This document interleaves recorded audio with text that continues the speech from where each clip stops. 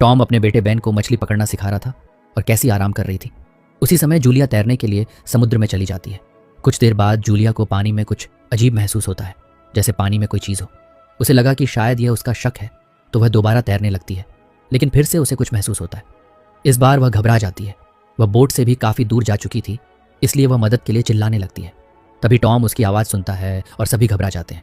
Tom Julia को बचाने के लिए जाता है और उसे बोट पर वापस लाता है। उसी समय बोट का कंपास अजीब तरह से घूमने लगता है, जो कि सामान्य बात नहीं थी। टॉम गुस्से में था, क्योंकि उसने पहले ही कहा था कि जो भी पानी में जाए वह दूसरों को बताकर जाए। यह समुद्र है और यहाँ कुछ भी हो सकता है।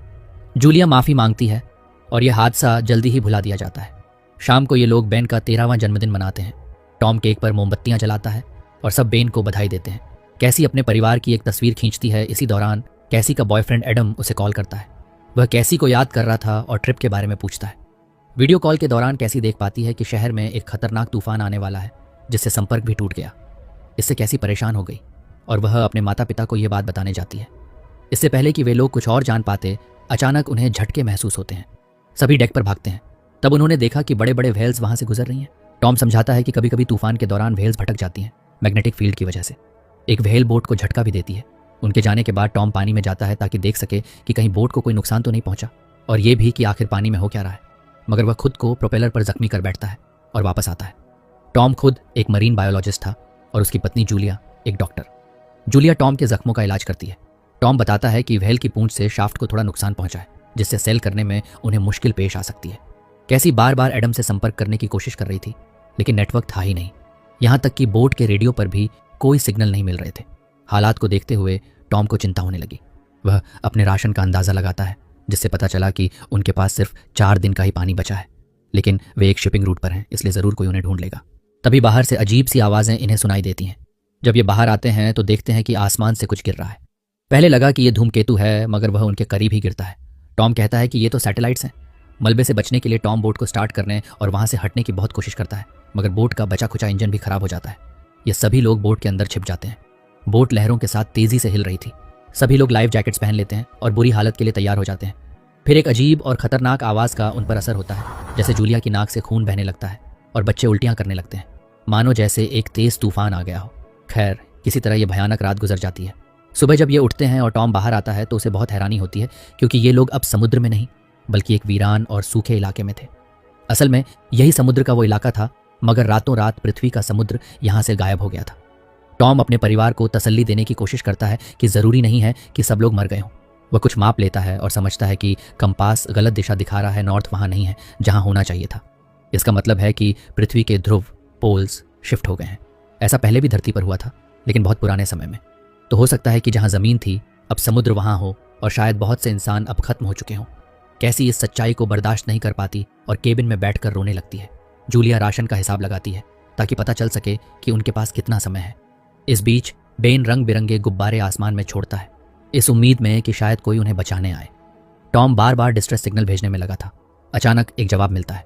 इस हादसे से पहले रिसर्च के लिए एक सबमर्सिबल समुद्र में भेजा गया था, और यह उसी का कैप्टन था जिसका नाम है ओलिवर। वे समुद्र की काफ़ी गहराई में थे, इसलिए वे बच गए। ओलिवर का कहना था कि सभी कम्युनिकेशन सिस्टम्स खराब हो चुके हैं, इसलिए मदद की उम्मीद करना बेवकूफ़ी होगी। ओलिवर ने यह भी कहा कि यह समुद्र वापस से अपनी जगह पर आएगा, इसलिए उन्हें किसी ऊंची जगह पर जाना होगा ताकि वे बच सकें। टॉम कैप्टन से पूछता है कि क्या वह उनके बच्चों को बचा सकता है। ओलिवर समझाता है कि सबमर्सिबल काफ़ी छोटी है। बदकिस्मती से उसका पार्टनर मर चुका है और वह सिर्फ एक ही इंसान को ले जा सकता है। टॉम और जूलिया किसी तरह उसे मना लेते हैं कि वह बस उनके बच्चों को बचा ले। ओलिवर उनकी लोकेशन जानकर बताता है कि यह जगह 3 दिन की दूरी पर है। अगले दिन वे इस सफ़र पर निकलने वाले थे। ज़रूरी सामान लिए वे बस जाने के लिए तैयार ही थे कि तभी टॉम को एक आदमी दिखा। टॉम उसके करीब गया। वह आदमी जख्मी लग रहा था। टॉम उसे पीने का पानी देता है। जैसे ही वह आदमी पानी पीता है, अचानक से वह टॉम पर हमला कर देता है और तुरंत ही एक हार्पून से टॉम को मार देता है। जूलिया को तो अपनी आंखों पर विश्वास नहीं हो रहा था।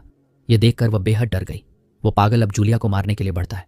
जूलिया अपनी जान बचाने के लिए बोट में आई, अपने बच्चों को एक जगह छिपाया और कैसी को फ्लेयर गन देकर कहा कि मौका मिले तो उसे खत्म कर देना। बच्चे भी बहुत घबराए हुए थे। एक हथियार लेकर जूलिया बोट में छिप जाती है। वो पागल आदमी दरवाज़ा तोड़कर बोट में दाखिल हुआ। शायद वो काफ़ी समय से भूखा था, इसलिए वो खाने पर टूट पड़ा। फिर वो जूलिया को ढूंढने लगा। बोट में जो होल था, जूलिया छिपकर वहीं से निकल जाती है, इसलिए वो पागल आदमी उसे देख नहीं पाता। मगर उस आदमी के पास एक कुत्ता भी था जिसने जूलिया को देख लिया, इसलिए मजबूरन जूलिया को उसे खत्म करना पड़ा। अपने बच्चों को बचाने के लिए वो फिर से बोट में दाखिल हुई, मगर इस बार उस कातिल ने उस पर हमला कर दिया। वो उसे काफ़ी मारता है, उसे काउच पर फेंकता है और वो जूलिया की भी जान ले लेता। मगर तभी कैसी फ्लेयर गन चलाती है जिससे वो खूनी घायल हो गया और इसी के साथ बोट में भी आग लग गई। जूलिया अपने बच्चों के साथ नक्शा और ज़रूरी सामान लेकर बोट से निकल जाती है। कैसी और बेन अपने पिता की लाश देखकर बहुत रोते हैं, मगर तभी जूलिया देखती है कि वो खूनी अब भी जिंदा है, इसलिए वो अपने बच्चों को लेकर वहां से भागने लगती है। वो बोट एक बड़े धमाके के साथ नष्ट हो गई। जूलिया और उसके बच्चे एक पथरीले रेगिस्तान को पार करते हुए एक घाटी में पनाह लेते हैं। कुछ देर आराम करते हैं। वहां थोड़ा पानी था, मगर वो समुद्र का खारा पानी था। बेन अपने पिता के लिए बहुत दुखी था, बल्कि वो खुद को ही दोष दे रहा था कि उन्हीं गुब्बारों की वजह से वो कातिल उन तक पहुंच पाया। जूलिया अपने बेटे को हिम्मत देती है और ये लोग आगे बढ़ते हैं, क्योंकि वो खूनी अब भी इनका पीछा कर रहा था। खैर, एक दिन गुजर गया, ये लोग रुके नहीं। रास्ते में बेन को मरी हुई हैमर शार्क मिली, जिससे थोड़ा मांस वह ले लेता है, मगर खूनी इनका पीछा नहीं छोड़ रहा था, इसलिए ये लोग रुक नहीं सकते थे। चलते चलते ये लोग एक ऐसे इलाके में पहुंच जाते हैं जहां जहरीले कचरे के बैरल्स थे। क्योंकि इंसान कचरा समुद्र में ही फेंकता था, इसलिए अब वो यहाँ साफ नजर आ रहा था। ये लोग तल पर चलते हुए प्लास्टिक और इंसानों द्वारा फेंके हुए कचरे के ढेरों के बीच से गुजर रहे थे, जो साफ साफ प्रदूषण की तरफ इशारा कर रहा था। थोड़ी देर बाद जूलिया देखती है कि बेन बहुत ज़्यादा डिहाइड्रेट हो गया है और वो उसे बचा हुआ पानी पिला देती है। कैसी अब अपना आपा खो रही थी। उसे डर था कि वो बच नहीं पाएंगे, मगर जूलिया उसे शांत करती है। खैर, चलते चलते उन्हें एक बड़े से मैदान में एक पूरा क्रैश हुआ विमान मिलता है, जो कभी समुद्र में गिरा होगा। शाम होने वाली थी, इसलिए ये लोग उसी में रात बिताने का फैसला करते हैं। बाद में जूलिया उन पलों को याद करती है जब वो पहली बार अपने पति यानी टॉम से मिली थी और कैसे उन्हें प्यार हो गया था। टॉम एक मरीन बायोलॉजिस्ट था। एक बार वो समुद्र में 3 दिन तक फंसा रहा था, फिर उसे बचा लिया गया और जूलिया ने उसका इलाज किया था। ये बातें करते हुए वो खुद भी भावुक हो गई और उसके बच्चे भी अपने पिता को याद कर रहे थे। कुछ देर बाद कैसी प्लेन से बाहर आई। वो खूनी रुकने वाला नहीं था और वह यहाँ भी पहुंच गया। जैसे ही वह कैसी को मारने वाला था, तभी पीछे से जूलिया हमला कर उस खूनी का किस्सा खत्म कर देती है। जूलिया बहुत गुस्से में थी। तब कैसी अपनी माँ को शांत करती है। अगली सुबह जब ये लोग बाहर आए तो उन्होंने देखा कि लाश को किसी चीज़ ने खा लिया था। इसका मतलब था कि यहाँ कुछ और भी है, कुछ खतरनाक। पीने का पानी खत्म हो चुका था और बेन को बहुत प्यास लगी थी। सफ़र के दौरान माँ के मना करने के बावजूद उसने गंदा पानी पी लिया, जिससे वो बीमार हो गया। जल्द ही उन्हें कुछ प्लास्टिक की कुर्सियाँ मिल जाती हैं और वे इनका इस्तेमाल करके धूप से बचने के लिए एक अस्थायी शेल्टर बना लेते हैं और उसमें आराम करते हैं। अचानक जूलिया को अजीब सी आवाज़ें सुनाई देती हैं। जब वो बाहर देखने गईं तो हज़ारों की तादाद में केकड़े उनकी ओर बढ़ रहे थे। अब यहाँ खाने को और कुछ नहीं था, इसलिए यही लोग इनका शिकार थे। अपने बच्चों को लेकर जूलिया भागने लगी। कुछ दूरी पर एक कंटेनर शिप था, वहाँ कुछ और लोग भी थे, मगर वो लोग इन्हें कंटेनर में आने नहीं देते। मजबूरन इन लोगों को ऊपर चढ़ना पड़ा। तभी बड़े बड़े केकड़े, क्रैब्स वहाँ पहुँच गए। जो इंसान कंटेनर में छिपे हुए थे, उस कंटेनर में एक होल था, तो वो केकड़े अंदर घुस गए और सबको मार डाला। खुद को बचाने के चक्कर में जूलिया ने अपना पैर भी जख्मी कर लिया, जिसे बाद में वह एक कपड़े से बांध देती है, मगर इसके बाद वह बेहोश हो गई। अगली सुबह जब वह उठी तो देखा कि उसके बच्चे जिंदा हैं और वो केकड़े वहाँ से जा चुके हैं। इन्हें वहाँ कुछ खाना और हथियार मिल जाते हैं। जूलिया अपने घाव का इलाज करती है, मगर इसी बीच वह नक्शा खो देती है, जिससे ये लोग ओलिवर तक पहुँच सकते थे। एक मरे हुए व्यक्ति की जेब में जूलिया को एक रेडियो मिला, जिससे वह ओलिवर से संपर्क करती है। ओलिवर कहता है कि उस पर भी उन केकड़ों ने हमला किया था। उसकी ऑब्जर्वेशन के मुताबिक समुद्र जल्दी ही वापस आने वाला है, इसी वजह से ये प्राणी सतह पर आ गए हैं। जूलिया उससे अपने बच्चों को बचाने की भीख मांगती है, लेकिन उसे नहीं पता कि कहाँ जाना है, क्योंकि नक्शा खो गया है। ओलिवर फ्लेयर गन का इस्तेमाल करता है, जिससे इन लोगों को उसकी लोकेशन का पता चल जाता है। यह परिवार उसी दिशा में भागने लगता है। उन्हें दूर एक पीली सबमरीन दिखाई देती है, लेकिन पुराने समुद्र के गहरे इलाके की पथरीली जमीन के कारण वहां तक पहुंचना मुश्किल था। कैसी इस बात से नाराज थी कि वे सिर्फ खुद को ही बचाना चाहती हैं, लेकिन जूलिया उस समय कुछ नहीं कहती। उन्हें एक घाटी से गुजरना पड़ता है, जहां पर जहरीला कचरा, टॉक्सिक वेस्ट बहुत ज्यादा था। एक जगह पत्थरों के गिरने से जूलिया अपने बच्चों से बिछड़ गई। जूलिया उन्हें आगे बढ़ने को कहती है, क्योंकि समय बहुत कम था। अगर वे वहां रुके तो सब मारे जाएंगे। जब कैसी मना करती है तो जूलिया उससे अपने भाई को बचाने की विनती करती है। कैसी और बेन घाटी से निकलकर सबमरीन तक पहुंच तो गए, लेकिन अंदर कोई नहीं था।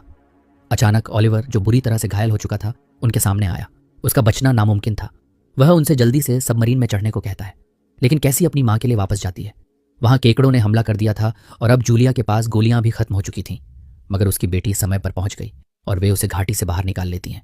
ये लोग मिलकर सबमरीन तक पहुंच जाते हैं। तभी केकड़ों का हमला होता है, जिसमें ओलिवर तो मारा जाता है, लेकिन बाकी लोग सबमरीन में चढ़ चुके थे। उसी वक्त समुद्र की एक बड़ी लहर दिखाई देती है। पानी सबमरीन को उठाकर सतह पर ले आता है। इस बीच जूलिया को वह सब याद आने लगता है जो इन कुछ दिनों में हुआ था। झटके इतने खतरनाक थे कि ये लोग अपने होश में नहीं रहते। कुछ समय के बाद जब सब शांत हुआ और इनकी आंख खुली तो जूलिया हैच खोलकर बाहर आती है, जहां उन्हें एक तबाह हुआ शहर दिखाई देता है। शायद अब दुनिया में इंसान बहुत कम बचे होंगे। और इसी के साथ दोस्तों, इस फिल्म का